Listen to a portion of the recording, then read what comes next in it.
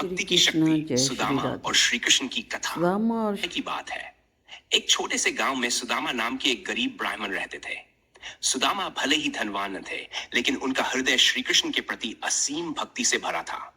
श्री कृष्ण, जो अब द्वारका के राजा थे, सुदामा के बचपन के मित्र थे। एक दिन सुदामा की पत्नी ने कहा, आप श्री कृष्ण के पास क्यों नहीं जाते? शायद वह हमारी मदद करें। सुदामा थोड़े संकोच में थे, लेकिन उन्होंने यह तय किया कि वह अपने मित्र से मिलने जाएंगे। हालांकि वह मदद मांगने नहीं, बल्कि स्नेह और भक्ति से मिलने जा रहे थे। सुदामा ने अपने साथ भेंट के रूप में थोड़ा सा पोहा चिवड़ा लिया। जब वह द्वारका पहुंचे तो कृष्ण के महल की भव्यता देखकर चकित रह गए। लेकिन सुदामा को सबसे ज्यादा प्रभावित किया श्री कृष्ण की विनम्रता और प्रेम ने। श्री कृष्ण अपने राजसी वस्त्र छोड़कर नंगे पांव दौड़ते हुए सुदामा का स्वागत करने आए। उन्होंने सुदामा को गले लगाया और कहा, मेरा प्रिय मित्र, इतने वर्षों बाद तुम आए, मुझे बहुत खुशी हुई।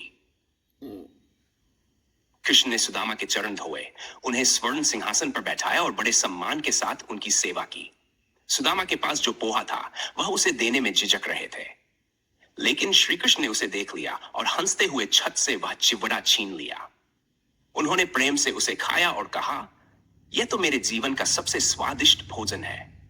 सुदामा कुछ दिन श्री कृष्ण के पास रुके, लेकिन वह उनसे मदद मांगने का साहस नहीं कर पाए। जब वह अपने गांव लौटे तो उन्होंने देखा कि उनकी टूटी फूटी झोपड़ी अब एक भव्य महल में बदल चुकी थी। उनके घर में धन, अन्न और सुख शांति का भंडार था। सुदामा समझ गए कि श्री कृष्ण ने उनकी निस्वार्थ भक्ति और प्रेम को देखकर उन्हें यह आशीर्वाद दिया है। उनके आंखों से आंसू बहने लगे और उन्होंने भगवान का धन्यवाद किया। कथा का संदेश, सच्ची भक्ति और भगवान पर विश्वास से वो आशीर्वाद मिलते हैं जिनकी हमने कल्पना भी नहीं की होती।